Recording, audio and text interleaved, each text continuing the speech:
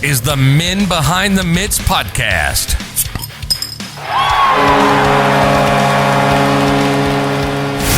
Hosted by Big J. And now, here's your favorite Buttes.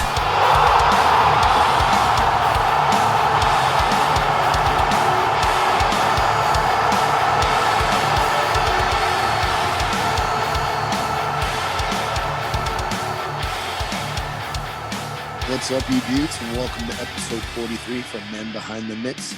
Big J over here behind the steering wheel, and joining me this evening, as always, my co-host Silky. How you doing, brother? What's up, bro? Looking It's good good to see today. you. How are you? I'm doing well, man. Yeah, I did a little work this weekend Yeah, on the I see office and got the mic back in. Feeling good with the mic and the Sounding headphones. It's crisp. nice. Yeah, sounded Fred. Welcome back. It's great to be here. But yeah, feeling good, man. It's nice to have the headphones and getting more comfortable in the office, man. It's really nice. We put a little work in on the house this weekend, so That's cool. That's cool. yeah. I'm glad things are coming together for you over there. yeah, just grinding it out, You brother. got the wooden twigs back there too, eh? Yeah, I got the old this is we were trying to figure out exactly earlier. We know there's Peter Bondra's signature on here. Peter Bondra's right there. We saw Adam Oates on here. I don't know what year the Caps team is, but this was a gift for me when I was a kid. But man, I don't even know what year. And then broke this one out of the old storage unit. Old Lou Francis Sketty stick when he was on the Caps, bro. Got real lucky, and I think my Uncle Craig is what we used to call him. I don't think he really related, but I just called him Uncle Craig. I remember they One of those. like there was like a work, like my parents were real close to them through work or whatever, and they were always around, so it was like Uncle Craig. And they always had Cap season tickets back at the old arena, like the one that looked like a potato chip. What is that? Yeah. US Air? Is that what it was? US Air Arena? Yeah. I can't remember, but I back believe then, so, in the OG days, man, and they used to have season tickets back then. So my mom and dad they'd invite us all the time, and they had connections. I can't remember if he was a contractor through there or something, but they had connections where they could always get down on the ice and stuff like that. Dude, snagged the skip, bro. A snick, whatever. Yeah. That's so tight. Yeah, man. Just old. I don't even, man. That wasn't even planned. That was just old, like Cap stories flashback. You know what's luncheon do before we get started? So my dad used to smoke cigs back in the day, right? And this is a funny story. So there's two times I made my dad quit smoking cigs. One time was at the Capitals game. We were getting ready to go in, and he had a cig in his mouth, and he picked me up, and he like burnt the inside of my finger, and I was like, oh, I like lost it because it hurt and shit. And then I remember he quit smoking a little bit after that because it was just like an inconvenience, And then the second time I made my old man quit. He came in we used to have this old office. It was like a garage, like filled in, but it was like closed off, and it was like a front door in my dad's office, and he used to smoke cigs out there and work on his computer, and I had a cig in my mouth, and I was clicking the keyboard, and my old man came in there, and he was like, what the shit? And I was like, I'm just like you, Dad. And he was like, oh, and he like quit the cigs like ASAP. Isn't that wild, bro? Put Larry on blast here, Bob. Yo, right? That's what a wild crazy, recall, but yeah, wild story, man. So that's I don't life, know, though, right? Those little moments happen, and boom, you're a completely different person. Good for him. My lovely green tea, thanks to Ooh. Red Robin's glassware this evening. Wow, they deliver glassware now. Yeah, I just Special remember. Delivery. Yeah, it came in. When you get your to-go box, you always took home something a little extra. Yeah, I have a thing. obviously, right? Wow, it was gift. Definitely going in there. It was a gift. So not everyone puts ramekins and glassware in their to-go box all the time. No. Have you ever tried to put a bevy, like an alcoholic bevy, somewhere, like in styrofoam, and carry it out? Have you done that? Yeah, we did it at La Tolteca before. We got the big 60s. Remember the old 60 ounces? Yes. We poured it in there one time. Yeah. Filthy dog. Yeah, La Tolteca. We used to do margarita races there back in the day. Yes. And then I'd get the fries, the chicken fries, cheese. Oh my god. Dude, that nothing like those waffle fries, dumbass waffle fries with all that queso. It's so good, dude. And the chicken and the bacon just on top. Oh, so much bacon. They would chop it so right. Yeah. Sometimes it was I hate to say this, but it was like too much. Yeah. Too you're much like, bacon. oh no. It's just like a mouthful of bacon. Yeah. With queso. all salty, just so salty. Your lips are all chapped. Just like, Give me another mark. Give me another oh mark. man. I remember me and Will would always, every time we were drinking, you almost done, you look over at me and I just start going. Just go. Yeah. Just start, Fucking instigator. Yeah, man, that's so luncheon, dude.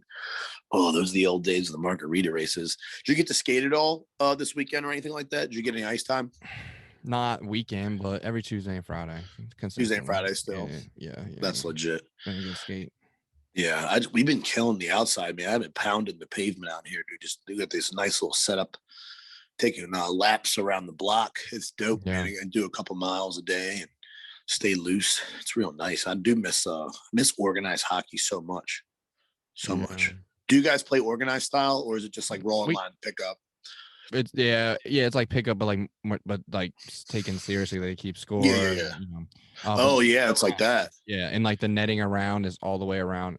So like if it hits the netting, we just keep playing. Like when there's anything time there would be a whistle, like we just play. Right. That's so dope, and it's good. It's still a good skate. Stuff. Yeah. Always 2 goalies. Always at least 2 to 3 lines on each bench. That's so legit, man.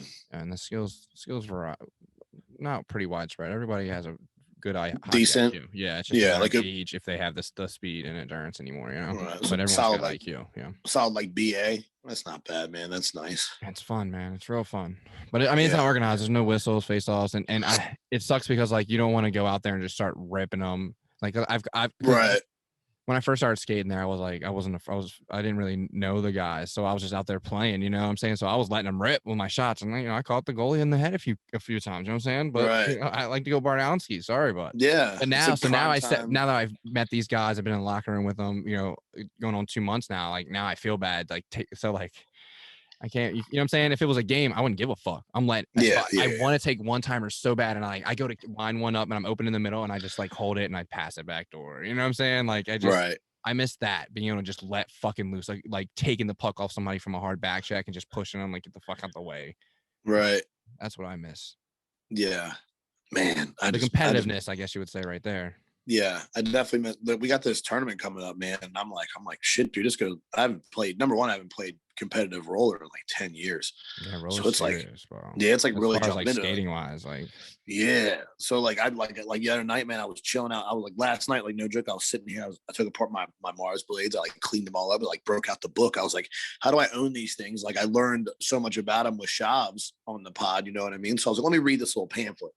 And I like read the pamphlet and I was like, yo, I can take these apart. I had no clue. Like I disassembled them, cleaned them all up and everything, man. They got soaked my bearings, like got them so like clean and legit. And I was like, man, I really want the R1s, but they're so expensive. They're $650, dude. They used to be much cheaper. They used to be like $549, I think.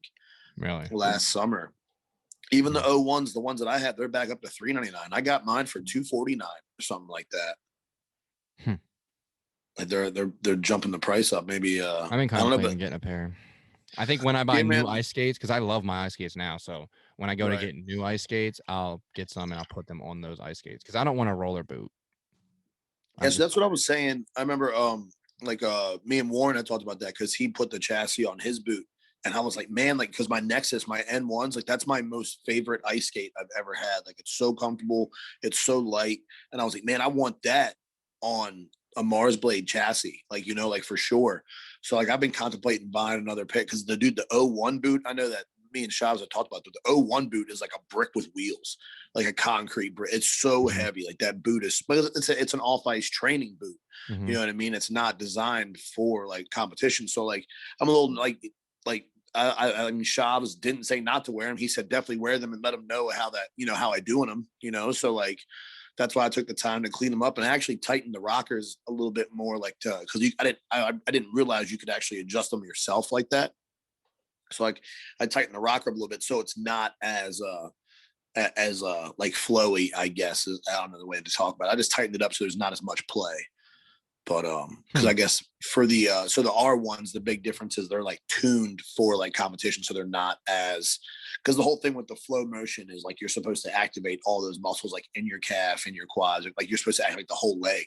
That's why it does it so much. And so the R1s just come tuned a little stiffer for competition. So we're gonna give it a shot. I don't know, man. I'm excited. I'll definitely let you know, and I'll definitely talk about it. But I mean, the type of the performance I get out of them for sure, because I'm interested as well with them, with one, them being heavy, and then two, them being designed for more of an outdoor boot versus an indoor boot. Yeah, that's gonna be real interesting, actually. I wonder how that's gonna work out with the boots. And they are heavy like that. That's like not even a complaint, but it's just a fact. Like the 01 boot, it's heavy, bro. Like, have you it's thrown heavy. on just a different roller skate, like a normal roller skate, just to see the difference? Oh yeah, like my tours are much lighter for sure. Like my tour code one's from. I mean, what, my boots? Yeah. I mean, I don't fly, but I mean, I power skate like well with them. You know, that's why I'm interested to see like when I got to do a lot of stop and go transitions, because I mean, I obviously don't do a whole bunch of stop and go on asphalt. Like I try to, like I'll do like little figure eights real hard and like stuff like that, but I'm trying not to blow up my wheels. You know, I'm trying to get them to last. So, but I mean, that's what I mean. Like I want to see how the stop and go goes, because I'm sure that the weight is eventually going to play. Maybe not first period, but come third, it's gonna be like, fuck, these things are fucking heavy, you know. Yeah, but then again, do I even think about it? Because it's all I've skated with for roller in the last 6-7 months. So I don't know. Oh, very interesting. Very interesting. To be continued. I think you'll power through it, man. Absolutely. You're working out and all that stuff, and now you're I'm excited constantly. Yeah, I don't think. Yeah, I'm excited to see how it goes, man. Well, dope. You want to talk a little NHL?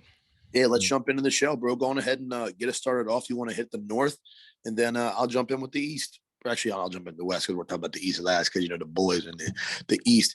All right, guys, now we're moving to the part of the show where the boys talk about the NHL.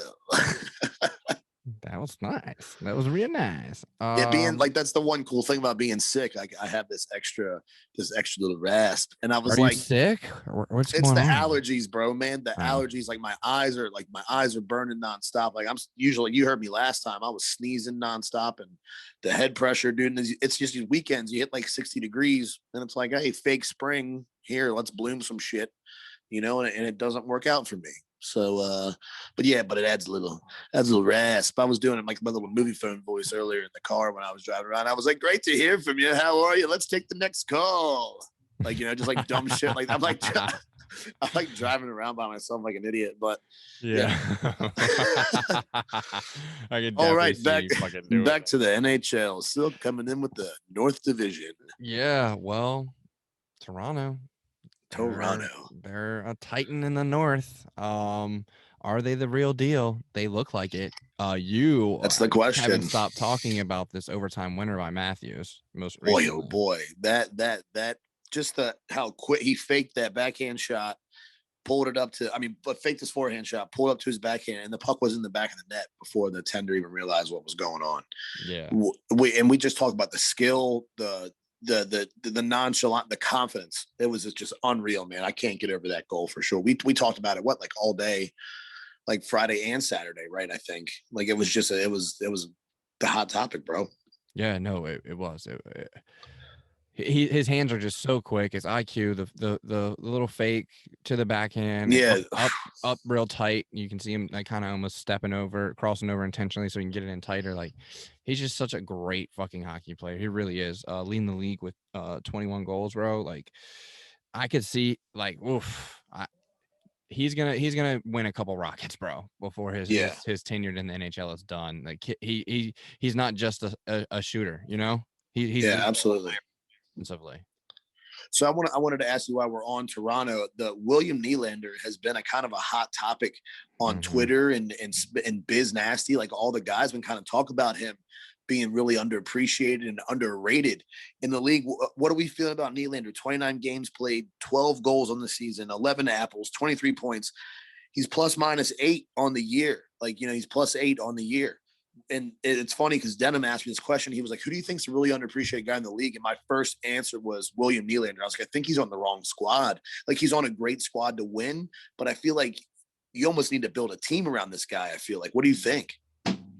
Yeah, 100%. I agree with you with that. I'm actually pulling it up right now. Let's see where this thing is at. I just saw a tweet, bro, and it was about William Nylander.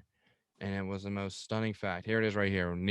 William Nylander would be the leading goal scorer on the following teams: Ducks, Coyotes, Bruins, Sabres, Flames, Blue Jackets, Red Wings, Panthers, Wild, Predators, Devils, Islanders, Senators, Flyers, Penguins, Blues, Lightning, and Capitals, and makes $6.9 million per season. Wow. Steal of the century. Yeah, man. It's crazy. It's no way. What a tweet, by the way. Wow. What that talk about a stat bomb, bro. Wow. That's incredible. That's over half the league. Yeah. It's astonishing. It's astonishing because there's some good goals. There's some teams with some good goal scorers, especially, the Islanders. They're playing great hockey out in the East. They're lighting it up. So, oof. I think he is. I don't know if he's the most. I mean, I feel really bad for Patrick Laine down in Columbus. I don't know what's going on there. I just, that's like an underappreciated guy. Like, I don't know.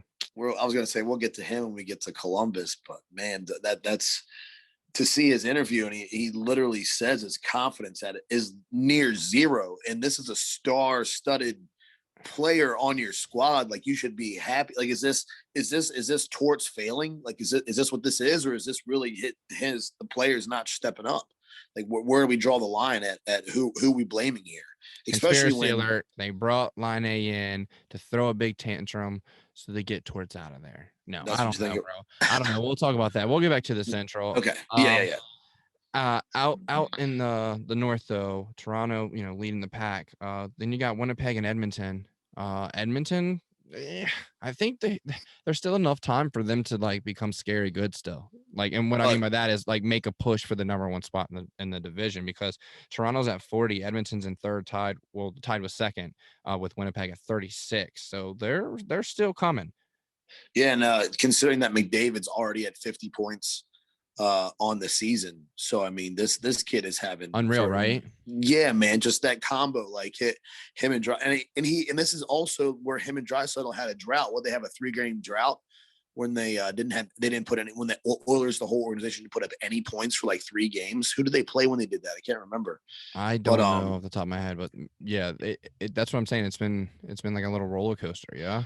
Yeah, and to be at 50 points, it's like, but we still know it's going to take more than one line. It's going to take a whole squad, especially when you're looking at the East. Like, you're just comparing these. I feel like these Northern teams, man, they only have the few star-studded lines, but you, as we can tell, look at the East Division, you need a whole squad. You got to have the depth. Well, Toronto's putting up the argument that they are the real deal. They're 4 deep. Bro. I think they're making a really, really good argument for it, because Matthews and Marner and all them are playing great hockey, but like they're getting it all down all 4 lines as well. Yeah, for sure. After that, we got in 4th place Montreal with 31 points. New coach over there, hoping to get it going, and then under them at 29 points is Calgary, also with a new coach.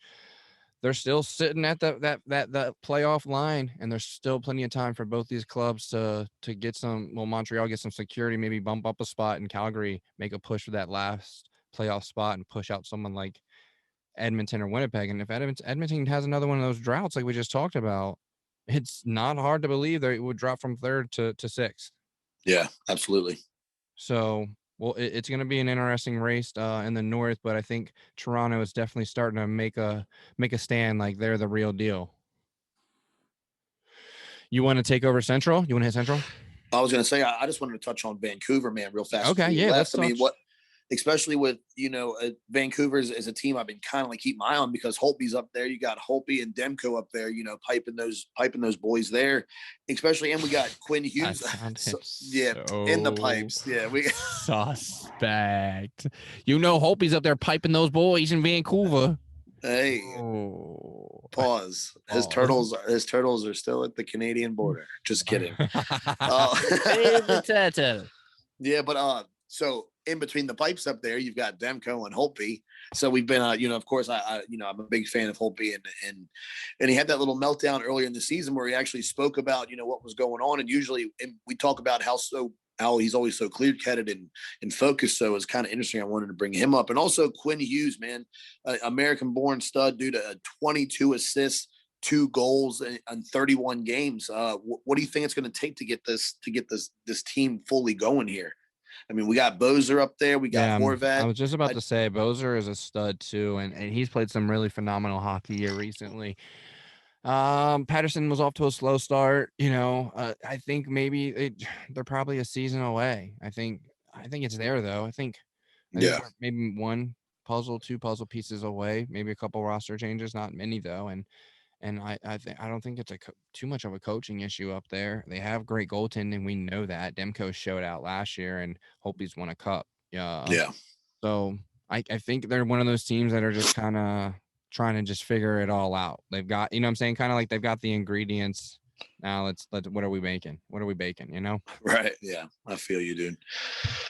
All right, let's go on ahead. We'll jump out west. I'll go on ahead and tackle the west for us real quick, guys. And holding strong in the west is still the Vegas Golden Knights with 25 games played, 18 wins, 37 points.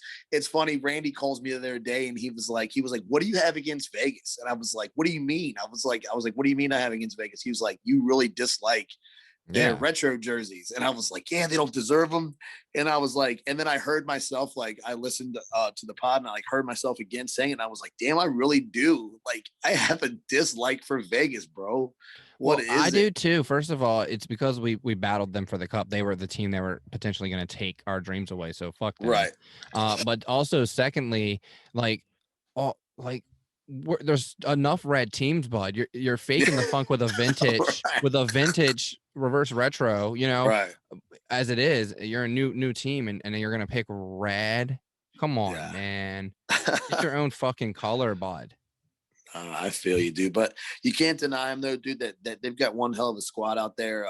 Max Pacioretty, Mark Stone, dude, these guys are putting in work. You still got flower power out there. It's crazy, man. The squad is definitely going to be one in runnings for the top position out here in the West.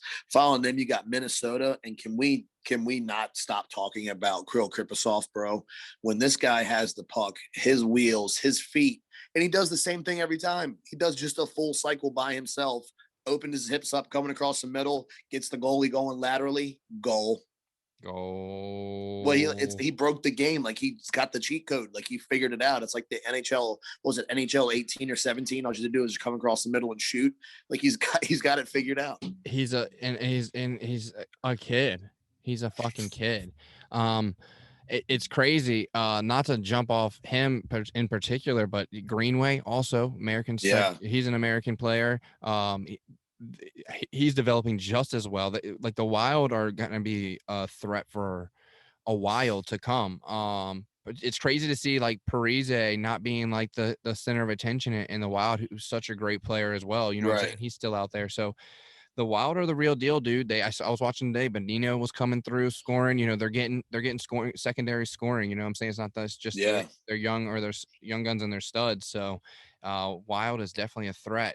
They're in second, right? Yeah, they're in second. But and that's what's good about having these guys like Parise and Dumba, like, on your squad. Like, these are also guys that can put up points at any time. So it's like all it does is they just got to take in and all connect at the right moment. We always say, they're right there, and that's what it takes. Is you just got to get ththese guys, Ryan Suter, you got to get those guys involved. And you get them involved, points are going up.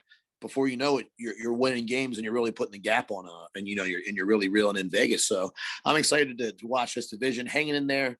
In third and fourth, we got Colorado Avalanche and the St. Louis Blues. Dude, McKinnon, how do we not talk about his IQ again for someone who's so young? His IQ, the way he sees the ice and reads the defenseman. Like I said, I'm a big fan of space, and he makes his own. It's incredible.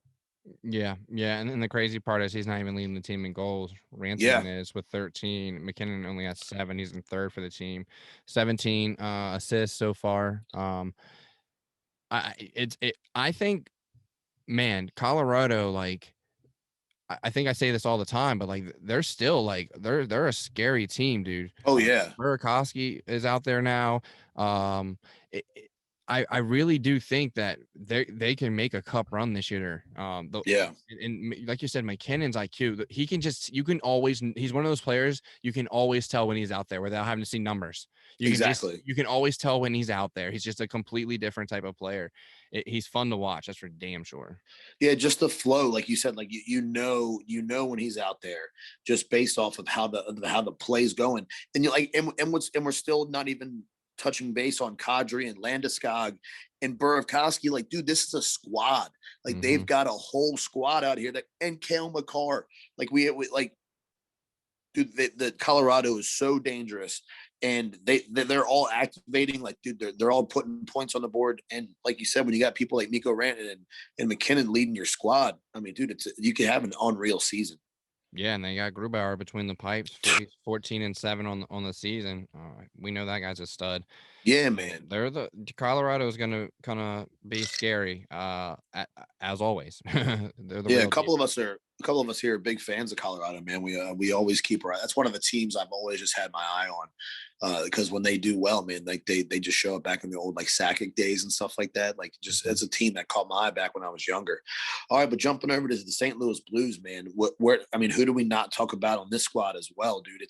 It's incredible, and they just locked up Jordan Binnington on that big contract after that meltdown. Now I was pretty surprised about that to see how much money he brought after that post meltdown, and started those little skirmishes. So that was interesting to see, but. I mean, the squad out here, you got Ryan O'Reilly, Braden Shen, Mike Hoffman, Torrey Krug.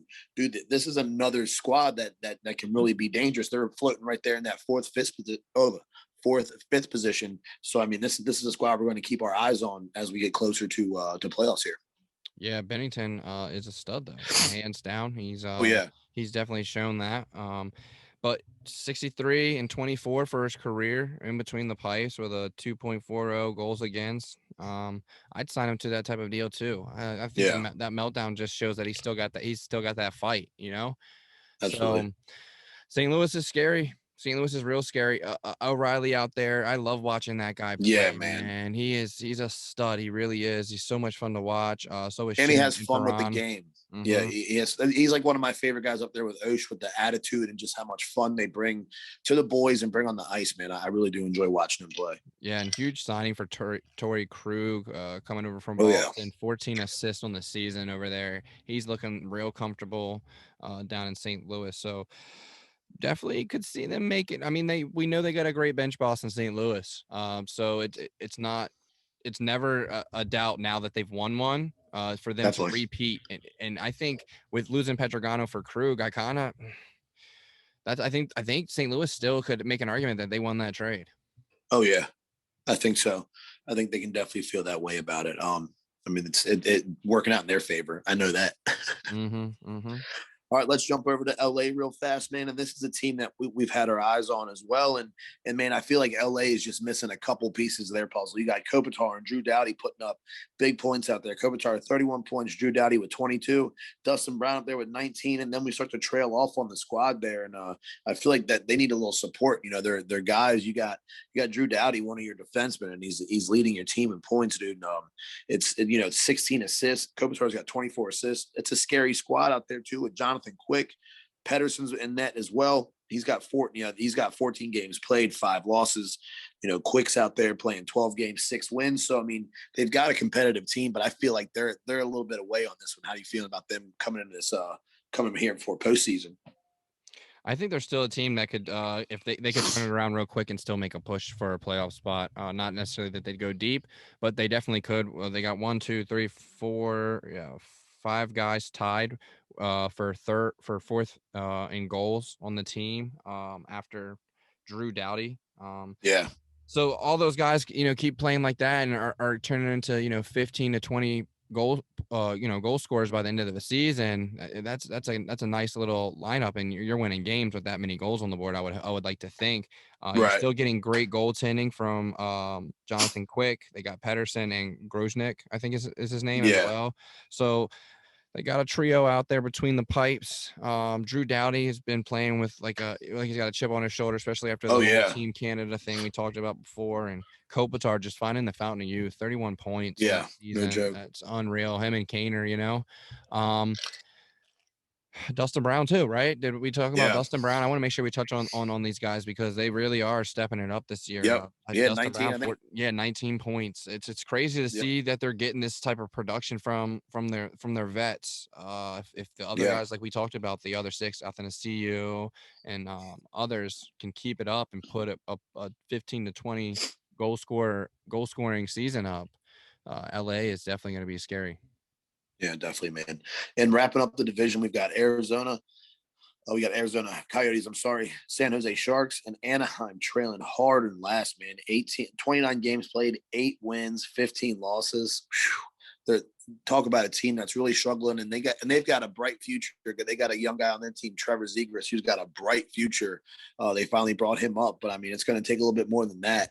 What are you thinking, man? I mean, Anaheim needs to put some pieces together for that squad. Yeah, I think a rebuild in Anaheim is obvious. The one that's not, though, apparently to Eric Carlson, who just tweeted out, he went through a rebuild in Ottawa. He didn't sign to San Jose to go through another rebuild. He's looking to win. He thinks the core pieces they have can win.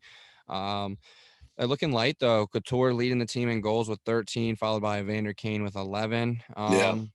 Kane is leading the team in assists with 12, tied with Timo Meyer. Yep. Yeah. So I mean, and when you go down and just look at everything, it's the same guys. Points, assists, goals. Yep. Like it's the same guys in the top 3 for them. And I don't know. Would you say they're getting great goaltending from Dubnyk and Jones out there? Nothing. Yeah, I was gonna say nothing stellar, and it's crazy to think the further you go down this roster, you see Patrick Marleau and Radim Simek, and it's like wow, like they do have a solid squad here. They could put it together. Like what's going on? Like what? It's so weird to see these puzzle pieces like that, man, just not working out.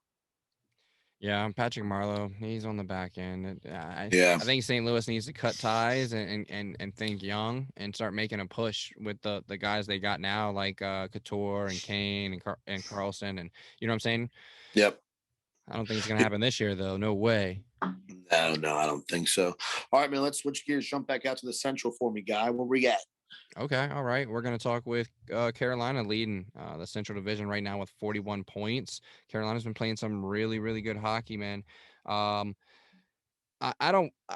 know I hate on Carolina because, the rivalry with Washington, but they really do have a great team. Trocheck is leading with 13 goals, and Hamilton, Dougie, is leading the team in assists with 18. Aho is second in the team with 24 on points, followed by Jordan Stahl. Trocheck leading with 24 as well. I was gonna say you got 5 guys on that squad over 20 points. Like that's what you need to have a productive team. And the guys that are trailing behind them, 19, 17, 14. I mean, the Niederreiter, McGinn, like these guys are right there too. That's what you're talking about when you have a dangerous cup potential team. That's what you got to see. Yeah, 100%. I see them being a team that is definitely going deep in the playoffs this year. They could definitely make a cup run. They're scary. And the sad part is the teams that are trailing them are just as scary. And second place, Tampa Bay Lightning with 40, who is missing Kucherov and is playing unbelievable hockey. Stamkos looks great. Braden Point the other night is a stud. It's just so much skill on that team, man. They're fun to watch as well. And then tied with them in third place at 40, or in second place, I mean, with 40 points is the Florida Panthers, who are just unbelievable right now and probably have the most underrated player ever. Huberdeau. Barkov. Oh yeah, Barkov Huberdeau. too. Okay. Yeah. See, that was. I think Huberdeau is a stud, man. Yeah, Barkov is though. He really does carry that team, bro. Yeah, but Huberdeau. So I mean, that you're right. How do you deny either one of these guys? I mean, they're almost keep there. I feel like they kept that organization alive. 2 years ago? Last year is I know Barkov. They were hanging by a thread just watching his highlight videos, empty crowds pre-COVID. It was brutal watching that guy out there trying to play. Yeah, 100%. Huberdeau leading the team with points with 32, Barkov with 31. Huberdeau leads the team in assists with 22, Barkov with 20. Keith Yandel right up there in the top 3 though with 14. Yeah, shout out to him. Yandel's a big piece of their puzzle over there, man. I'm a big fan of him and Anthony Duclair over there as well, bro. Yeah, he's looking good as well. Barkov leading with the team with goals with 11. He's tied though with Hornquist, who's been a huge pickup from Pittsburgh this season. Huberdeau is in second with 10. And then After that, you get Ekblad at 9, but then it kind of falls off. Alex Winberg is at 5.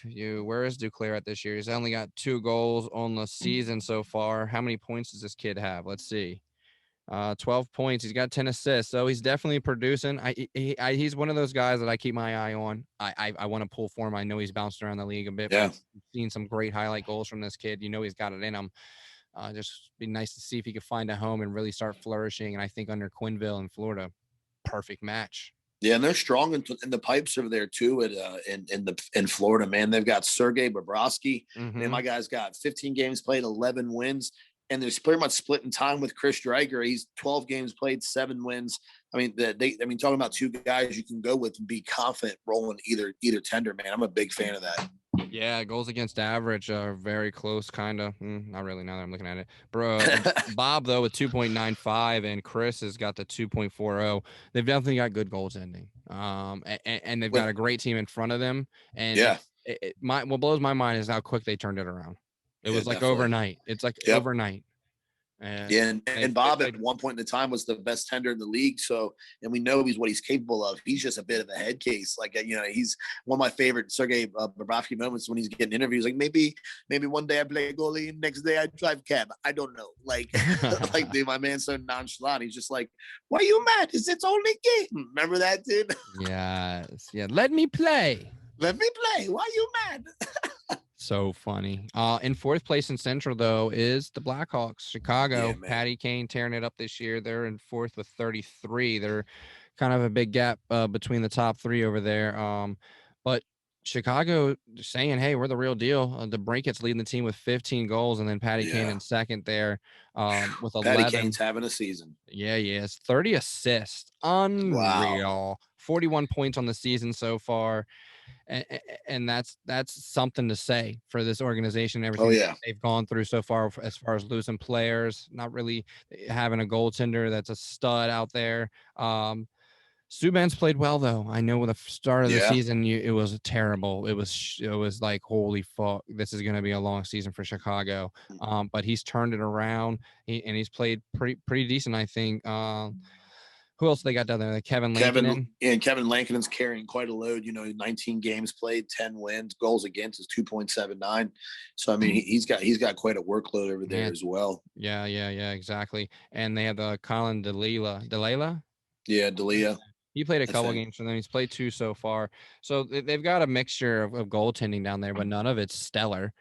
So thank goodness they've had their players step up and start producing. Kublik, putting up 10 goals so far this season is huge. I believe Kirby Doc skated the other day. I saw he was in a non-contact jersey. Yeah, he did. I don't know. Yeah, I don't know if he's done more than just a couple of practices and a morning skate. I don't think he's been, cleared for the lineup yet. I haven't heard anything else. Yeah. Chicago, though, sitting in 4th, and the teams they're trailing, well, that's who they're battling. Saturday, they just lost to Florida. They got Florida, then they got Tampa and Tampa.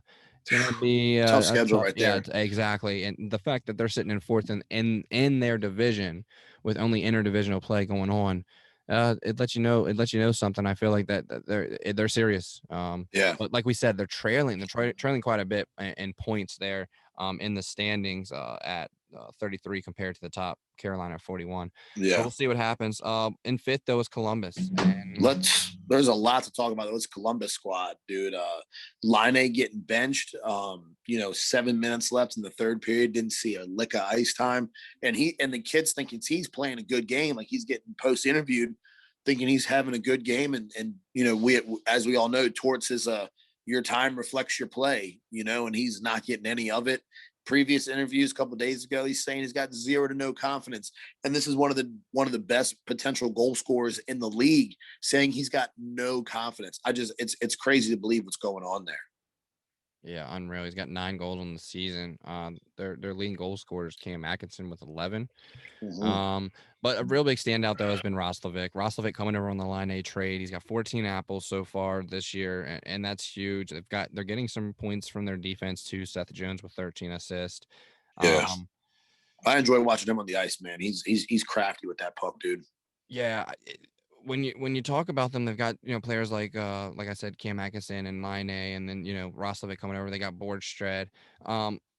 Seth Jones, Werenski, I feel like they have the roster. And how dare I, Max Domi? Dare I not Right. mention Max Domi, who I think Boone Jenner too, is also a great player. Yeah, Boone Jenner. Like, we can go down the lineup. Why aren't they winning? Why aren't they playing better? And is it would Line A be flourishing more if he didn't have such a you know what I'm saying? Yeah, I don't know, man. I think this could be the Torch conspiracy. We joked about it, but this could really be it. Is he just bombing this team? What's going on? I don't know. He wants to win, you know that. Doody doo doo doody doo doo.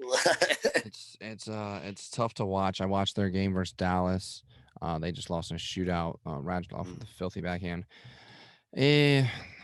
To me, I've never been a huge Line A fan though. When you really watch him, he's great goal scorer, but I feel like his size, he should be stronger, and he loses a lot of puck battles, especially, you know what I'm saying? Like, not even like physical. I mean, like stick puck battles, you know? Yeah. He gets stick checked or somebody, you know, takes it off his twig.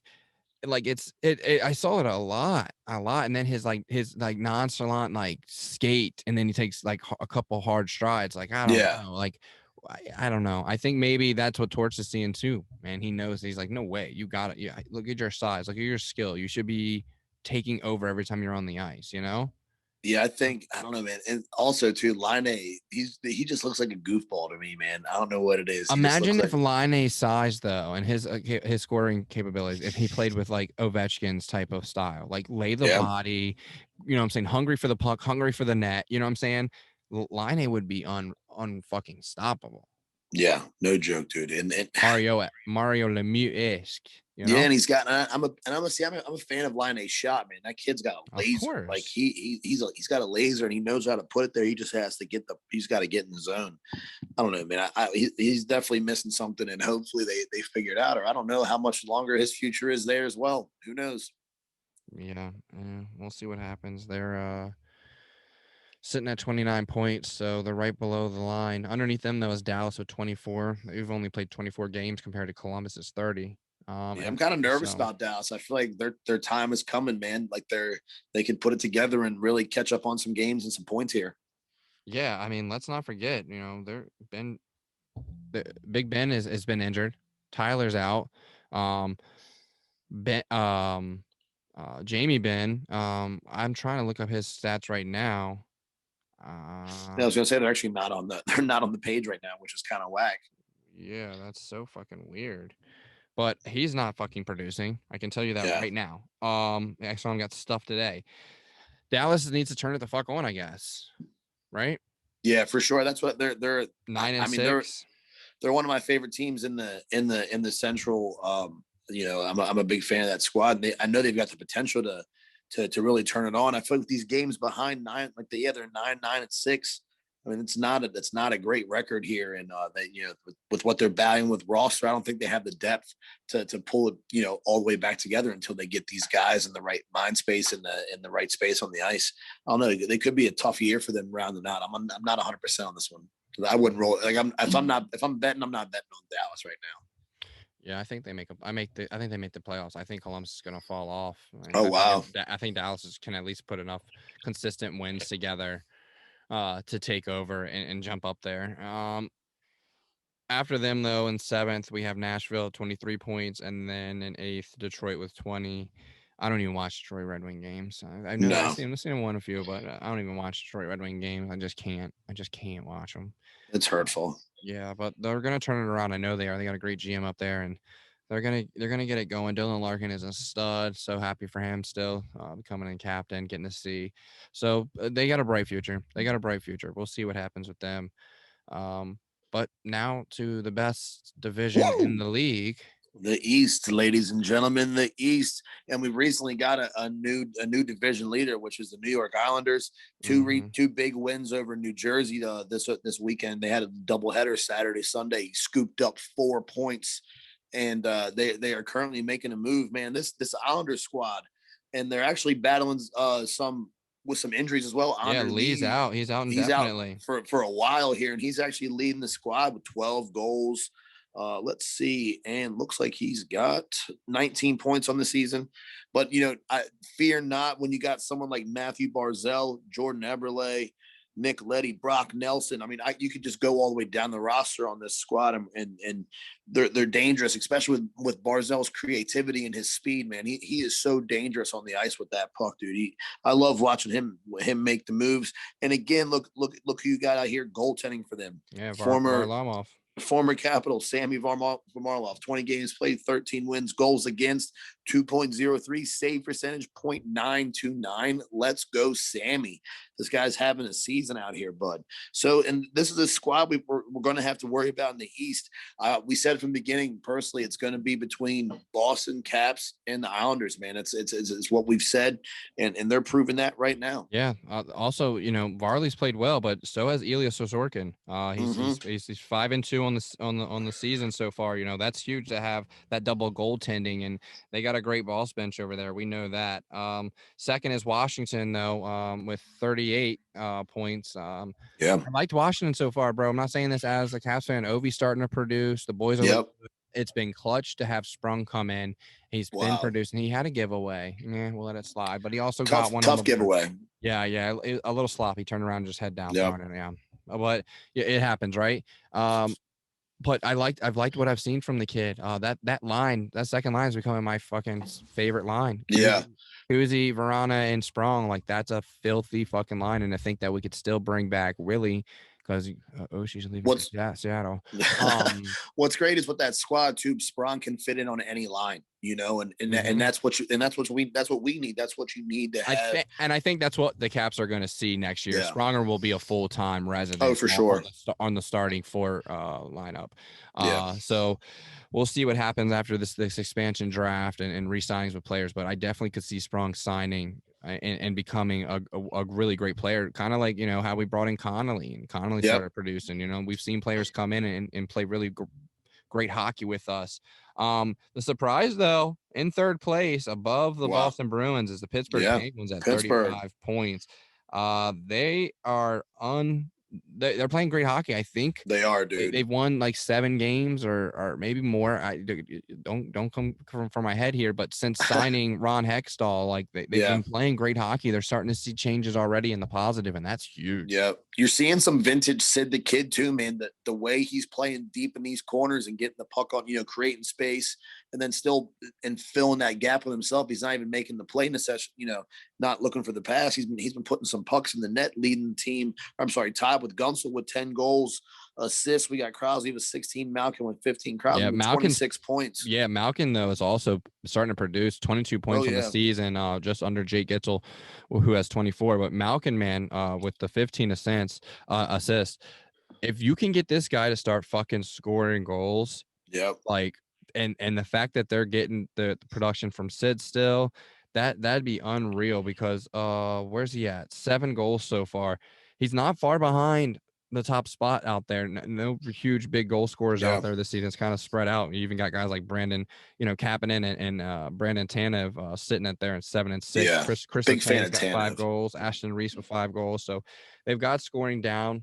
Only thing I think the only thing I think that Pittsburgh's going to struggle with is their goaltending, man. You got Tristan Jarry out here, 19 games, 11 wins, 7 losses, and you got Casey DeSmith backing him up, 9 games played. Yeah, 6-2, not terrible, but 2.23, game goals against.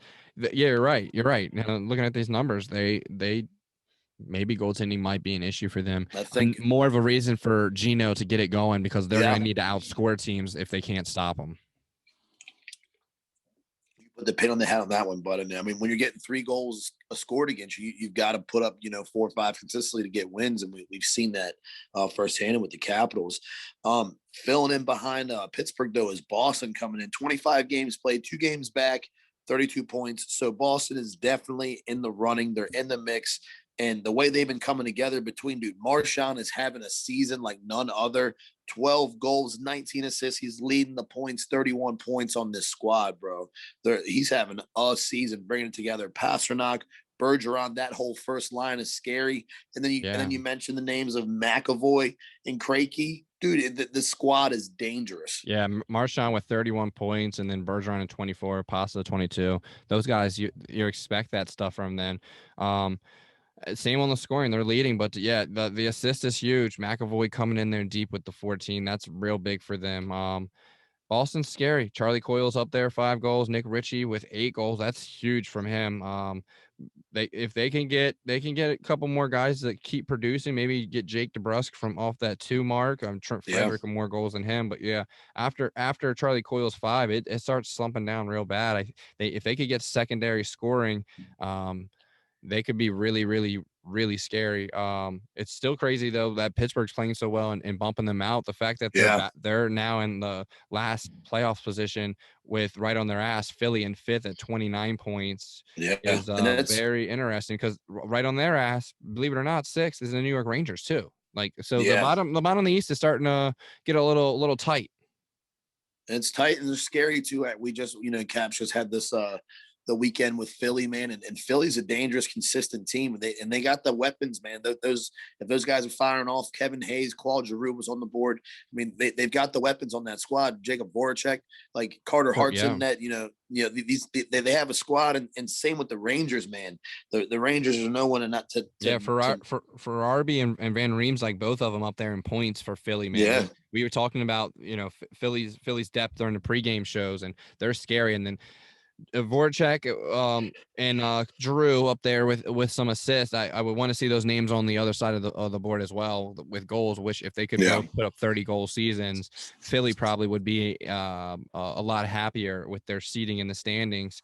But yeah, New York is the Rangers have definitely started to turn things around. I don't know if it's going to be enough for them to make a playoff push, but they're right there, and they're playing actually Philly their next 2 games this week before this episode releases. So we'll see what happens. But Chris Kreider, right?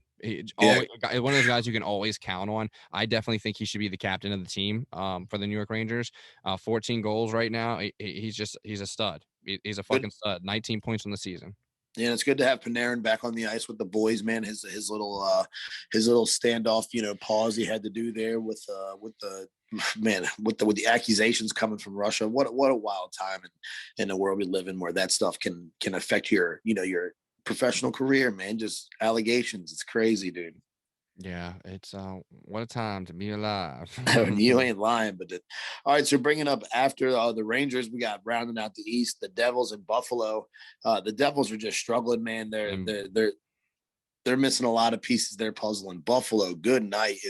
Are the trade rumors? Is it happening? Is Eichel getting out of there? What's going on? You got Skinner making all this money, and what did he score his first goal in 19 games the other day or something like that? Buffalo is not fun to watch. I just saw a thing that they had it was something about tickets for upcoming games that they're letting fans back now. Something like all 1,947 season ticket members declined buying tickets. Yeah, that's wow. Nobody even wants to go to the fucking games. One of the guys I skate with was like, "Yeah, I had tickets, but I had to get my skate sharpened for the game tomorrow night instead." Like someone would rather go get their skate sharpened than go to a Sabres game. Wow, that's so brutal, man. They're struggling, dude. Hopefully they can to mix things up and move things around. But I don't know, dude. Buffalo's definitely struggling. Equal to Washington. Well, take Kuzi. Let's do this. Take Kuzi. We'll lose Oshie to Seattle. We'll bump up Sprong. We got Eichel, Ovi, Willie. Then you got Nicky, Sprong, Verana, second line. HDH is down there, and our third line can float around with the Sheary, Eller, Ponick, whatever. Sprong. It'd be a scary Washington team. Eichel leading that center spot with Ovi. Yeah, I'm a big fan of that, dude. So that rounds up our divisions, but there is something else going on big in the NHL, and that's NHL signing with ESPN. And we've been talking a lot about this, trying to figure out what's going on with the app, how are we going to be watching games, and what it all means. So basically, NHL signed? How big was that deal, bud? It was like $3 billion or something. Are we in the mills? I don't have the numbers. We're gonna have to start this segment over. Sorry, I was trying to pull that up.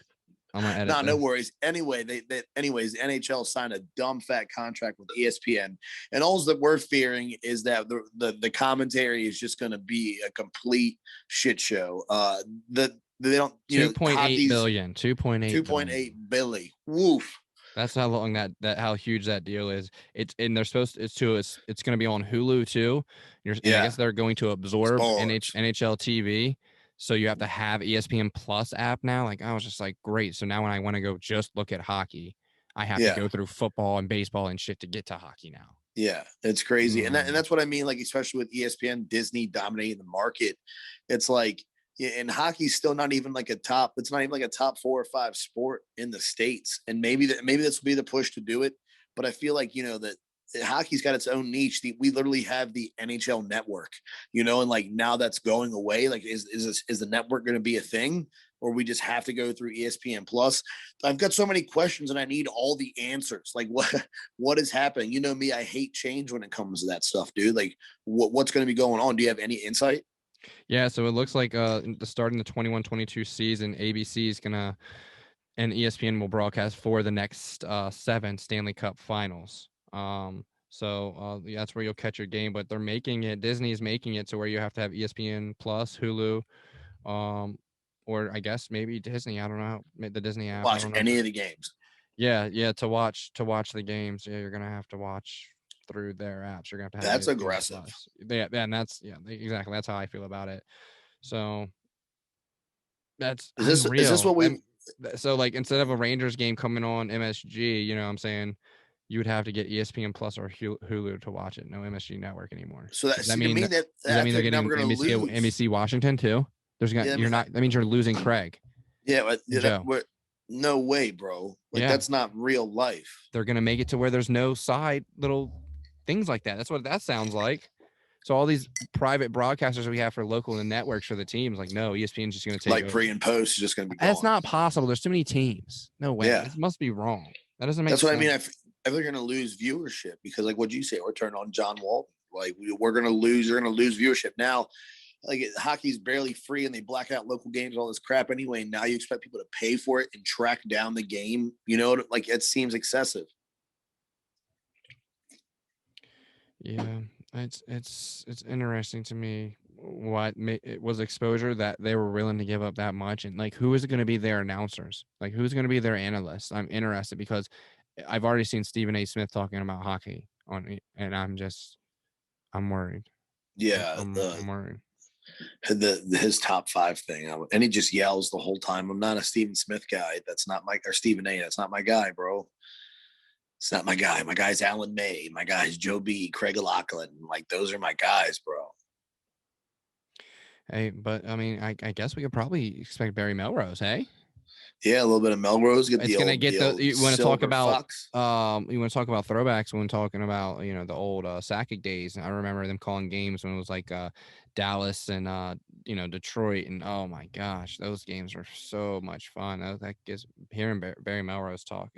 He's a great guy. Yeah, he's a stud, dude. And I heard they were asking Don Cherry's opinion because I guess Don Cherry runs a podcast and kind of like his own thing up there. I guess he can't be nationally supported, but he's still monetized. And it's Don Cherry. Like, people do. What do you have to say? I don't know. I didn't catch the full interview. We're going to have to find out. I just saw that he was brought up and, things are happening. I don't know what he was. I mean, I'm sure he hates the new climate because obviously he got wrapped up in cancel culture, and that wasn't even that long ago. That was just like, wow, like last season, wasn't it? I think so. Made the Poppy comment and used the term. I think that was right before COVID. So 2019. Yeah. Like before the bubble. You just can't say that. Wow. It's funny, right? It is. Yeah. It is. You people is taken as a racial. Yeah. Well. So this is something that we were talking about on pre-recording because we were just warming up with this, but I want to talk about it on here because I just feel like it's something that's important, especially in the world of sports. But that is the topic of the transgender men changing genders into female and dominating female sports. Like, this is something that is serious. It's something that I feel like is being brushed under the rug. Oh my goodness, dude! Like this, I've heard some stories, and all I want to say is this ruins everything these women have worked for grow, all this, right? to grow their independence, all that. Like, why? I just so surprised. Like, women are so quick to protest and do all this stuff. You know, when it comes to women's rights and feminism, why are they not throwing any red flags here? The high school, I read that a high school track, this girl was like 5th in the country and you know, was a stud and was going to D1 and recruit, blah, blah, blah. And then this transgender boy comes and runs and demolishes her record and her in a race. And now she's like lost her scholarship or something. Yeah. Like, what? So what do you, so like, that's like, I don't know what it means. Like, yeah, I get it. Bullshit. Like, I understand the support and that's happening and that you want to be competitive, but there's got to be something to it. Like, how do you have, because obviously there's an advantage, and this is why I wanted to talk about it, is because, like, yes, there is a physical difference between a man and a woman. Not saying that women can't do some badass shit. We talked about this. They can weld. They fight in the UFC. I mean, Amanda Nunes, I wouldn't want to square off with her if my life was on the line. You know what I mean? I'm sure Amanda Nunes would clean my clock. That's different. Those women are the exception, though. You know what I mean? In a population that's not like that. There are going to be those stellar physical specimens, those athletes in any gender. You know, this starts on the male side, though. I think this is more of an issue we're seeing with males especially when it comes to sports. For sure. Because if a woman wants to be you know, claim to be a male and go try to play athletics, it's going to be no difference.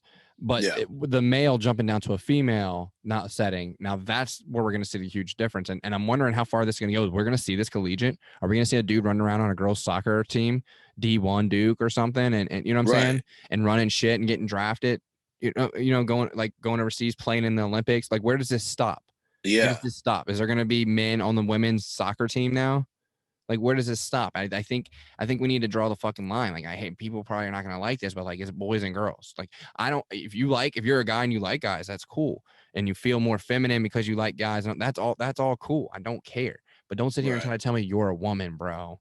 Right. No, bro. Yeah. No, like, bro. That's like, not this it. is some raw stuff and we might get X for this comment here, but I guarantee we take all these guys that claim they're women and put a hooker on them. I just start slobbing away. We'll see how quick they're a woman then, huh? Let's see what happens. I just like, snotted. You know what I'm saying, don't you? Yeah, that's an aggressive point. Yeah, but what? So do you think? So this is what raises the question, because obviously this is a big life. This is a big thing in their life, like changing genders, transitioning, and becoming whatever you truly feel that you are to be, which is fine. I don't have any issues with that. I think it's weak. But here's the thing. So trophy. Are you that's what I mean. So is this just a strive? Like, do you think some of the mindset is, I'm just going to go do this to win a championship? Like, I'm just going to do this. Is that real? I'm sure that will get mixed in there. But what I'm getting at is like, it's being forced.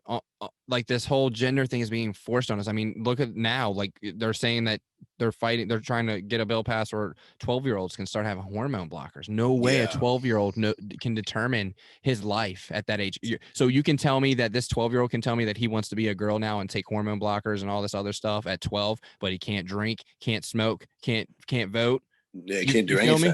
But he can tell me that he wants to be a woman for the rest of his life, and he wants to start taking, you know, body changing chemicals in his body. You know what I'm saying? Like, it doesn't make sense to me. Like, no way, bro. Go to college, have some weird experiences with the boys in the locker room, and determine who you are there. Not at 12. 12, I was outside pretending I was out in the street playing street hockey, pretending I was Wayne Gretzky. Like, no way at 12 was I thinking if I'm a boy or like. Yeah. I think that it comes, like, I don't want to sound like a dick because I don't know all these things, but I mean, we've talked about this before, you know, life events determine who you are, but like, this has to be some like mental thing, right? Like, maybe people that claim they want to switch genders have to go through some psychiatric thing first? Oh, I'm sure. I'm sure because you got to make sure you're doing the right thing. That's what I mean. There's multiple steps to this. It's not just like I decide to do this. Like there's definitely like you've got to, I think now they're making like requirements to where you have to be dealt with a therapist and you're dealt with a psychologist to make sure that this is what you're gonna like, this is what you truly want, because I mean it's a life altering thing, and the real big concern is, and this is something that I'm interested in and concerned with, is that the suicide rates post transition. Yeah. Yep. And that's a big deal, and Scary. especially and that's what I mean. Like you said, it's almost being promoted or pushed where it's like, yes, this makes you strong, this makes you better, but then after it's done, and then it's just like to me a big thing that it's just like veterans of the military. Like, yeah, great, we got every drop out of them, and now they're back here. They don't get taken care of in the VA. Veteran suicide, 22 a day. Like that's real, man. Like the homeless, and the homeless yeah, too. Like, dude. we should have like housing for vets. A vet should always have a roof over his head. Yeah, man. That's it's just something in this life My taxes can go to that. Yeah, it's crazy to think that, and then just other people are just put in this other situation, and I feel like this is what we something that we talk about, where like this cancel culture and just all this stuff. It's so excessive because there's literally what there's nothing to complain about. Like we wake up, most people in the United States have a roof. Yeah, like there's a lot of poverty like in the States, but we were talking this earlier. It's like, yeah, like everyone, like there's so much poverty, but everyone has an iPhone 12. Like, you know what I mean? Like, that's if you're broke in the States, but you still got a $2,000 cell phone and you got all the clothes you want, but just like you don't live where you want to live or something like that. It's just it's so crazy how that's the cycle in the States. You know what I mean? Like it's just so weird how that's what it is. Yeah, it's unfortunate because like looking as a father point of view, like if I had a little girl and she's been working hard her whole life to prove a point, right? She's a woman and she's playing hockey, and then some little boy comes out there claiming to be a girl and is dominating on the ice. I'm telling right. you what, I think I'd feel a type of way. Yeah, I think I'd feel some type of way if it was happening to my daughter. Like, come on, think about that. Watch your daughter her whole life fight for something, and she's like, fifth in the country in track, and like gets blown out by some dude, like that claims to be a woman mentally, physically. But what do you say? Like, you can't say anything because it's not PC. Because now you're the enemy if you say something. It's bullshit. I don't care. I should be able to speak my mind. Right. I mean, as a good human, I should filter it and not be an asshole and keep to myself. But fuck that. At the same time, like, who's gonna stop me? Right. No, I feel you. Yeah, it's the opportunity. It is what it is. And if you're gonna have that conversation, then that's gonna happen either way. Is the way I see it. But no, I understand, dude. Like that's what makes it a tough topic. But let's lighten things up a little bit. Let's switch gears here. So good news. If you guys watched or listened to the last episode, my furniture debacle.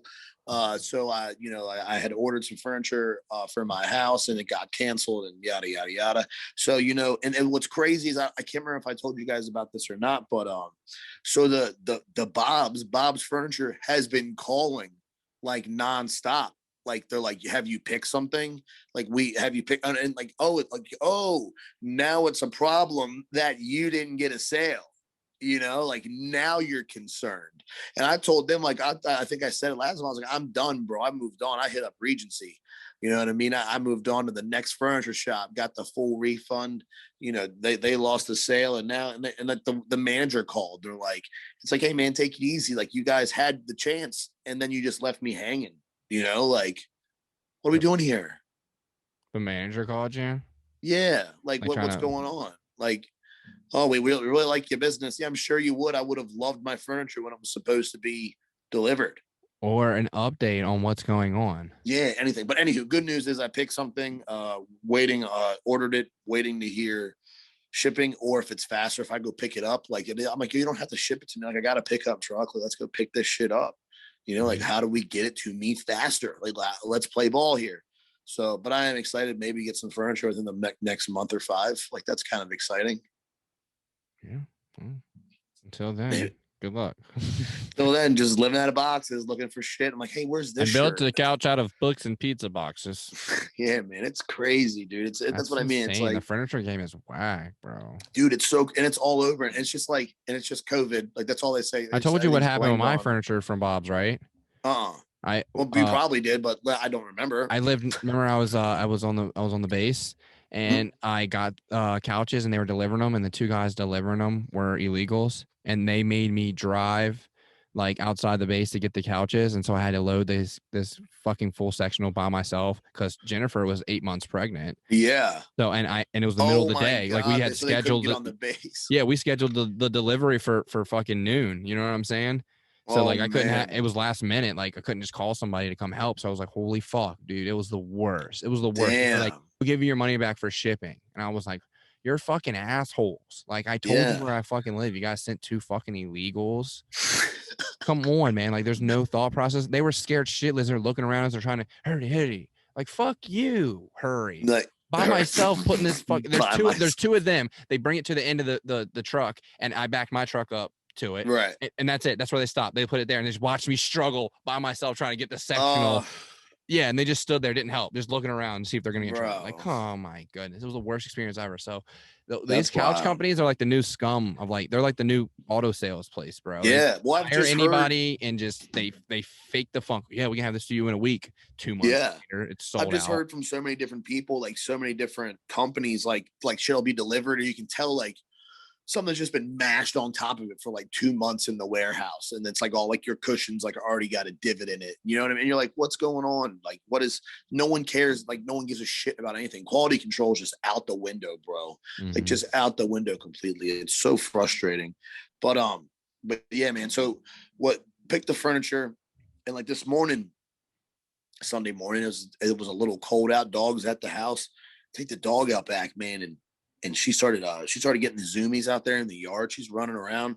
I'm like, all right, cool. You know, it's a little soft. It's a little muddy. I'm like, damn. I'm going to get the towels out.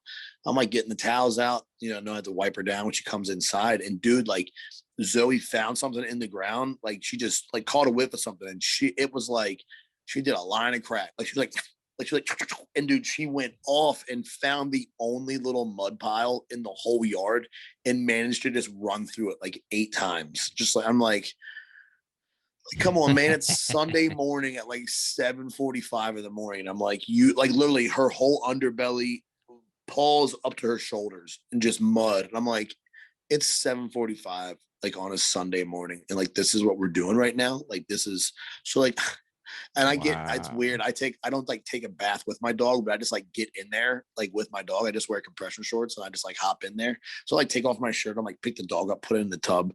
And I'm just like, dude, it's 8 o'clock and I'm like shampooing this fucking dog. She's so muddy, dude. It was insane. And then I had to clean the tub like when I was done and the floor, like my dogs hated the bath. My dog, they hate the bath. So Zoe doesn't hate it, but she just kind of like stands there and just like acts like she just looks like she's scared, but like she knows nothing's going like that's the same. Yeah, they're like tail talk, just standing there and just getting sprayed. Just like what is it's water, but why? And I always put a little peanut butter. I put peanut butter on the wall and she just focus on the peanut butter. That should be good. I got the shampoo out the bottle. Yeah, it's gone quick, but it's like at least it distracts them. And they're like, I should try that for myself. What are you doing in here? Right next to your shower beer, little peanut butter, maybe some guac. Put some guac on the wall. Chips and some dip. Oh, now we're talking. Just get like a whole like buffet in there. Just reach your arm out and look. Give me a dog. When you really make it, we can just have like Consuela in the shower, like waiting. She's like, "Are you ready for the guac?" Like, and she's like, naked Spanish lady in your bathroom while you're showering, cooking you omelets. Cooking omelets, all like huevos con ranchos, bro, and like making like homemade corn tortillas in the bathroom.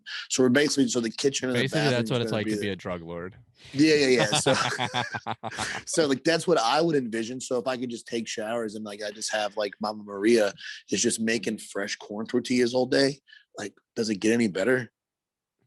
Yeah, a little bit. Lace them up. That's close. Well, that's before and after. That Consuela and Mama Maria just making all the food. Now I know why you were so happy to go to Mexico. Yeah, I just feel at home. It's such a good thing. Yeah. My people, not.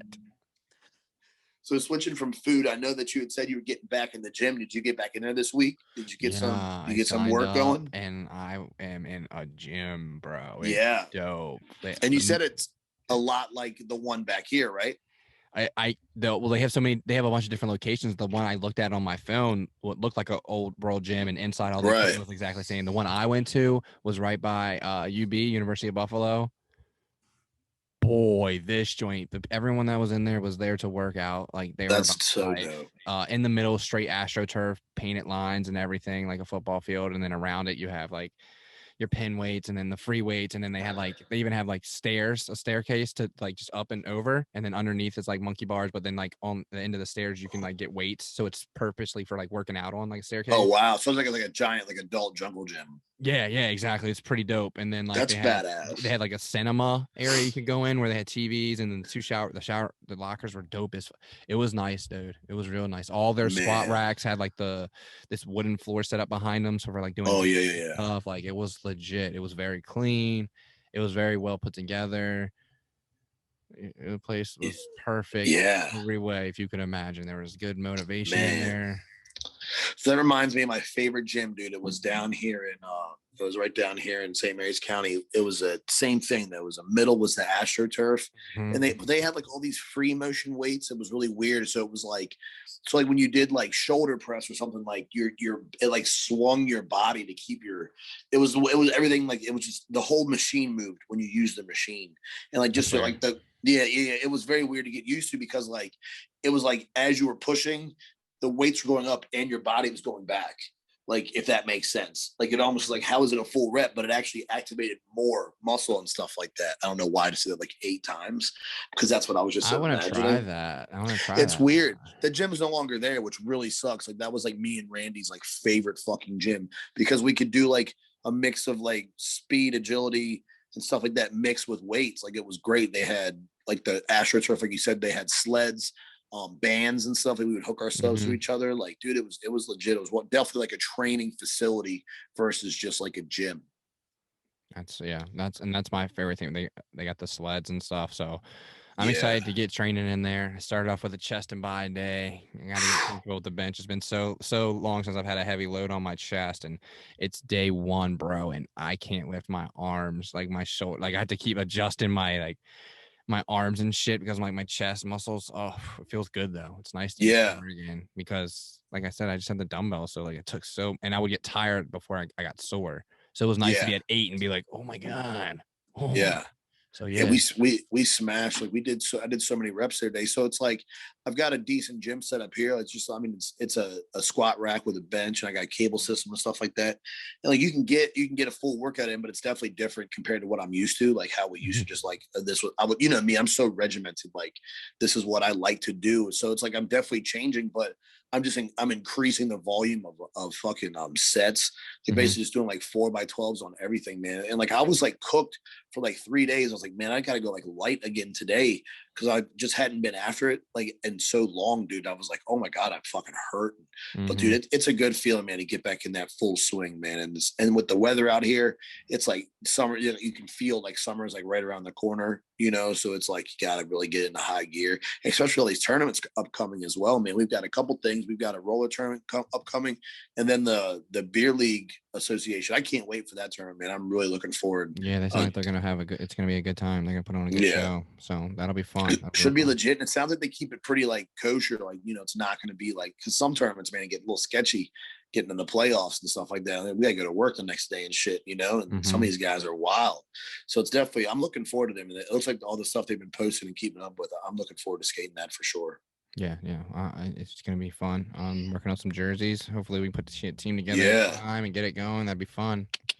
Yeah, I was gonna say the jerseys that the couple of the samples you sent over, man, those things were so fucking sweet, and it's like all coming together, man. It's just it's really fun, dude. And I know I definitely wanted to talk about your new drop with the Heritage Dad hat and the Hands Team Dad hat, bro. Looking good, man. I'm definitely excited that those are out, and those are available and everything, that you can order those on the website, right? Yep. We just dropped the kids Heritage hoodie that came out. As you know, the Love Collection hoodie came out. Those were money as well. Spring drop samples are coming in. Golf polo is my favorite. Yeah. So one of my favorite products that's come out that we're gonna be releasing. Oh man, a tie-dye hoodie. We pulled the trigger. Yeah, let's I'm a go. tie-dye guy. So Yeah. we did a cotton candy tie-dye. That's gonna be real hard. Got a crew neck coming out like this green color for spring. It's gonna be tight, and then summer's right behind that. So it's gonna be tanks again. You know, the tanks last year were pretty good. So we got a lot to compete with. But it's fun, man. The company's growing, and we're getting out there, right? Yeah, man, definitely. That's why I've been getting good responses, and definitely, turning people onto the webpage, via podcast. It's like we're starting to grow, and it's great, man. Just seeing return, coming around on all sides. Yeah. Having Denim Dangler helping us out behind the scenes, getting the little things done that we can't just really fine tune because we have so much stuff going on with the releasing and the lives and being the face. Yeah, I was gonna say, man, you really got to have a team that can help you, or else you got a lot of pressure.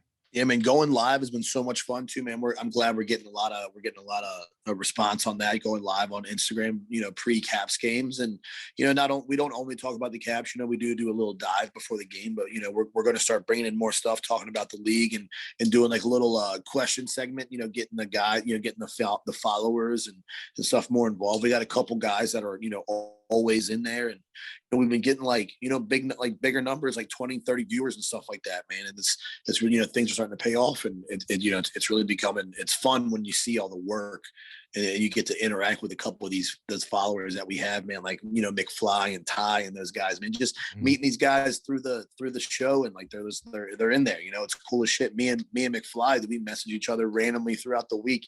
It's wild as fuck, just because he likes the pod, it's cool as shit. It's awesome. Yeah. We've definitely created some great relationships, even with the interviews. We've met some really cool people.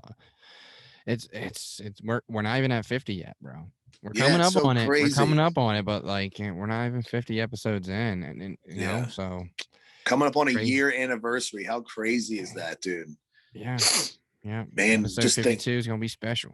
Yeah, we definitely got to recap. I just want to talk about the old spot, man. How he started off, 15-minute episode, so wild. Like, I look back on it all the time. It feels like it was yesterday. We could probably put that entire episode in the middle of the episode. Oh, for sure. Like with how long our episodes are now, it's unreal. Yeah. Well, dude, it's just it's the growth and just learning and stuff like that, man. It's so much fun, and it's work. I had a conversation today, like it's a lot of work, but man, I really enjoyed doing it. If it's that, it doesn't even make it seem like that. It's so much fun, dude. Yeah. So remember we were talking about the gym here, and we've talked about dieting and stuff before, and you've seen great success with that. I think one of the things that like I need to like really conquer since I'm getting back in the gym this time is really getting my diet right, because like I me, dude, I get it in while I'm there. Yeah. So I just feel like I should be bigger. I feel I should be bigger, and I think it really comes back to nutrition. And I think I really got to get that. I can't, like, one thing is like, I almost like fast. I don't eat in the morning till noon. Like I have a cup of black coffee. Yeah. And then I'll eat the rest of the day. But like, I know I probably should be eating meals. Like all these articles I'm reading, guys are like, yo, yeah, you got five to 7 meals if you're trying to put weight on. Like, I'm just like, dude, when I wake up, I don't have an appetite. I want to start my day. I want to get to work in. I want to, get going. Yeah. Well, man, if you're starting your day, you should squeeze in some eggs. It's like just some easy protein, easy, you know what I mean? Like that's the thing, is you really got to increase the protein, because it's funny, me and you balance. We have to attack what our goals, complete the opposite of each other. It's hilarious. Mm-hmm. You know what I mean? So it's like me, I have to decrease my calorie intake while maintaining as much, like I need like almost 200 grams of protein a day. And like, I barely get like 150. It's hard, man. And meanwhile, you're in the same thing. You need to be at, 1.5 times your body weight. So, if you're almost at, 200, like 215, you're trying to get up there, dude, you got to be having almost 300 grams of protein a day on top of like 4,000 to 5,000 calories. Easy. Like, it's so and it's great. So hard too with skating. So I'm skating food. Twice a week. Yeah. So like I'm supposed to be like my calorie intake should be around like 3,500 for my goal weight of where I want to be. And like, days I skate, that means I need to eat like 4,500, because skating, I'm playing a game twice a week. I'm losing a lot of sweat there. So it's hard. It's almost like I'm not going to be able to do it. And if I do, it's going to take like way longer than it should, because you know what I'm saying? Yeah, like no jokes. Like I was trying to pull it up real fast. Like here's just if I can get it real quick. My bad. I don't know how to do it on the new app. Damn it. But anywho, like the other day I skated outside. Like I told you, I did like 8 miles the other day, skated for like 42 minutes or something like that. Me and Denham, dude, 800 calories. And like my consistent heart rate was over 150 for the whole time. Like we were skating, bro. Yeah, like we're getting the miles in. And it's like, man, like, and you look at it, you're like, whoa, like 800 calories in that. And then we lift after we skate. And it's like, dude, like you're another 400 to 500 there. But then the problem is like now I'm just like I'm hungry and I'm a monster. Like it sucks, but like so that's where you can like you're like yeah, like you can hammer it down. I'm like no, I just have to have this raisin. Like, and I think that's where I'm going to try to manipulate my scheduling to fix my body. Is I'll wake up and maybe crank out a protein shake and then go to the gym. And then that way I've worked out and I've had that hunger to follow throughout the rest of the day. Right. And instead of waiting till later in the afternoon and maybe my diet wasn't that good that day because I didn't have the appetite. I sent you that Roll One, that protein I'm using right now. Yeah. I'm a big fan of that stuff. I got that from a local guy in the gym here. He opened up a shop in the gym and I label, you know me, I'm a real big label shopper and I read and my favorite brands and stuff like that. And I was like, I'm gonna give it a shot. It's the sugar was low, the calories were low. Yeah, that's a big thing. That's a big thing with sugar, yeah. I have to pay attention to that because I'm real susceptible to man, like my sugar rushes are brutal, dude. I get the shakes like real bad and stuff like that. So like I don't put any sugar in my coffee and I use I use almond creamer, no sweetener and stuff like that. Like I let the caffeine do its thing. The sugar is something I gotta be careful of for sure. Speaking of sugar, dude, I saw this thing from this doctor, the video the other day, and it was talking about how the body breaks down sugar and how it basically makes your body feel like you're like under attack. Like that's why your anxiety's through the roof and like, you're sweating while you're just sitting there. You're and stuff. It's the sugar is like that's what it's doing to your body. Yeah. So also crazy. I was like blown away and I was like, that's crazy that people have like anxiety and shit just because of their diet. Oh, most of it's self-induced. That's what people don't even realize. Like, it's like, what'd you have for breakfast? Oh yeah, I hit my weed pen and I had a Starbucks coffee that was 600 calories and 42 grams of sugar. And a donut. And like that's your breakfast. Like, dude, like you're mentally like you know what I mean? Like it's not that's good funny for you. They threw weed pen in there too. Well, that's just 2021, bro. Like everyone's got one in their pocket. That's what I mean. Like I don't feel good. Well, that's probably because you're not. I don't know. You're just not in tune. It's weird to see that, but I don't know, man. Like that sugar. Like it's funny because I talk about it all the time too. Like when you realize what a gram of sugar is. I said this on like a early episode, like a long time ago, like episode 7 or 15 or something like that, where like 1 gram of sugar is a packet of sugar. Like like a packet of sugar when you go out to Denny's or whatever, you get a packet of sugar. That's 1 gram of sugar. So if you're having a Mountain Dew, bro, a Mountain Dew's got 56 grams of sugar. That's 56 of those fucking packets in a 12-ounce can. Like when you break it down like that, like you're like, holy shit, and you actually realize how much sugar you're intaking. Dude, it'll blow your mind, man. Yeah, that's disgusting. I'm sorry that I cut sodas out of my life when I did.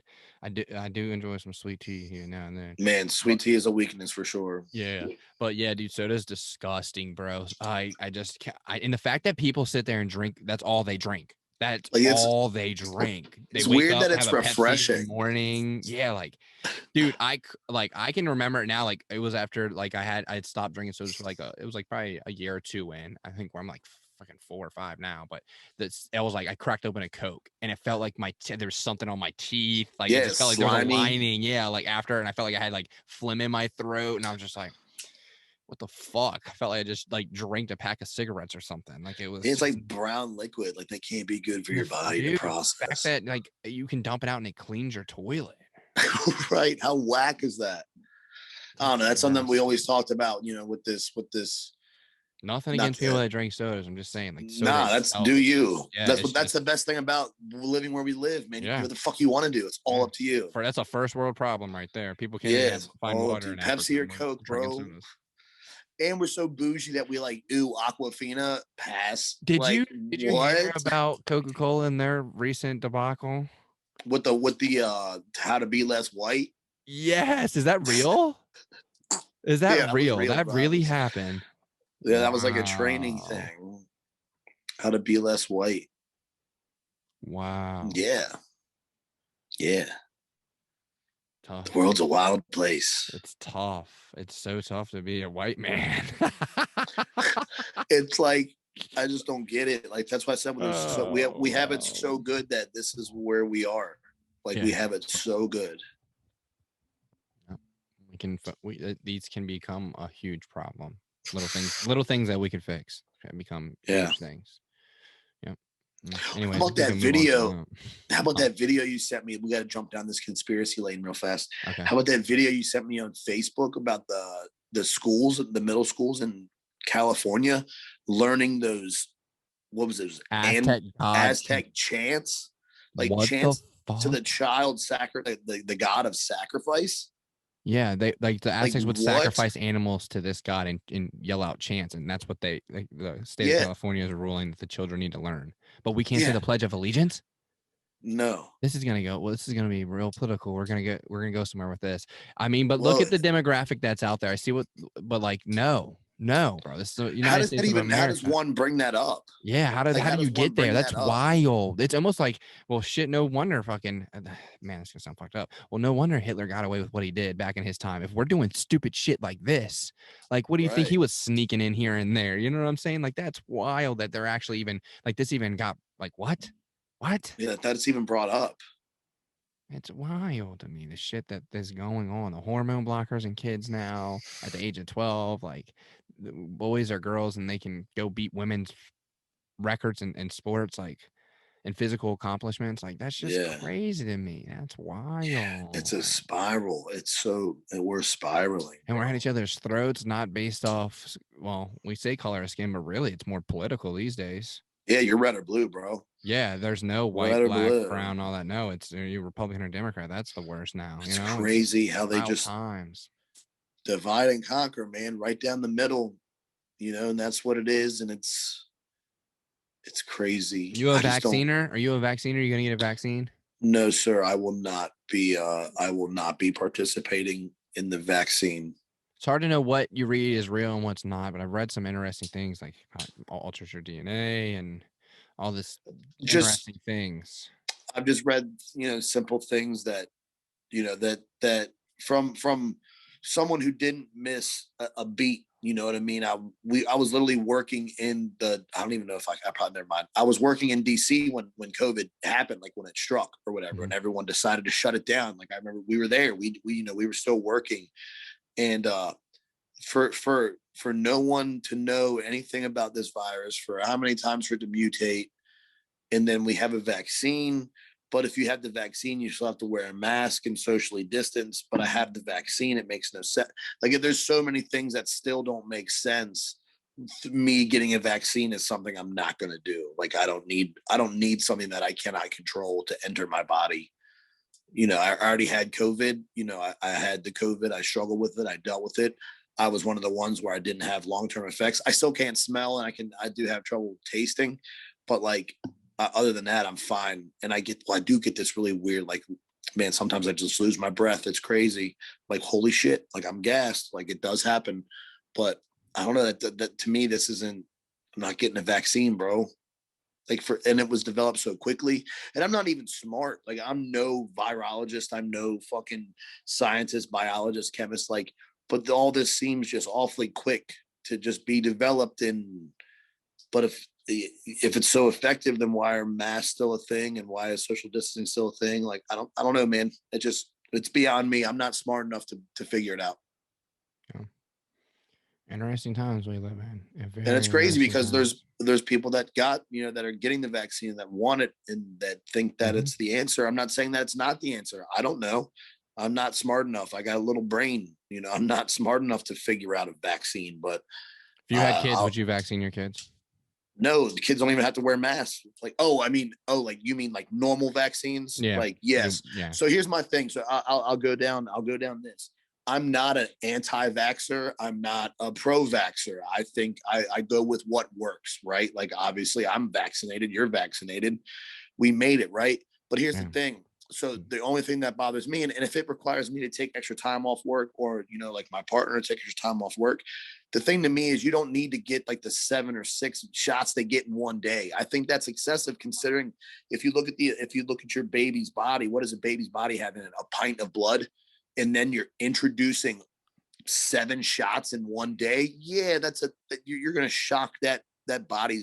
That's good. That all that brain juice, like everything, bro. You're saturating that baby with vaccines. I don't think that's right. I mean, do a shot a month, spread them out. I'll take the time off work, you know, to prevent something like a vaccine shock into the system, you know? Yeah, well, kids that have been perfectly fine, then gotten vaccines and have some, you know, Down syndrome and things like that. Yeah, they just get autism. Like, is that real? Like, you know, autism is something that you're born with, not that something that's caused, or is it? Like, it's so crazy, because I do know people that are anti-vaxxers and that won't vaccinate their kids, and there are people in the community, you know, and it's I don't know, bro. I mean, I would feel like, can I just get the basics, like the chicken pox, the polio? Like, do we have, you know what I mean? Like, do we have to do all these things? But is this what exists every day? Yeah, but there's no choices like that. It's not a salad bar. This is right. If you want to go to our public schooling, if you want to do this, your kids need to be vaccinated. You need a tetanus shot every 10 years. That's crazy. I don't know, man. You know, me and my girl were just talking about the healthcare system. It's just all for profit. Like, no one cares anymore. Like, you know, just health issues. And you go to these doctors, and like, some people are really looking for an answer, and they just get thrown a fucking script at them, you know, with a medicine that's got more side effects than you're just trying to cure one thing. Now you got to deal with 7 other ailments, you know, like, and like this thing, if you saw the Meghan Markle, Prince Harry, the interview that was done, and all these, I didn't watch the interview, but all these people from the UK were like astonished that every other commercial was a medicine, or like some type of prescription, like, ask your doctor if this is right for you. And they're posting on Twitter, and they're like, why are you asking a doctor if this is the right medicine for you? Like, shouldn't your doctor be prescribing like medicine and figuring it out for you? And there's only 2 countries that are allowed to have medical prescription commercials, and that's the United States of America and New Zealand.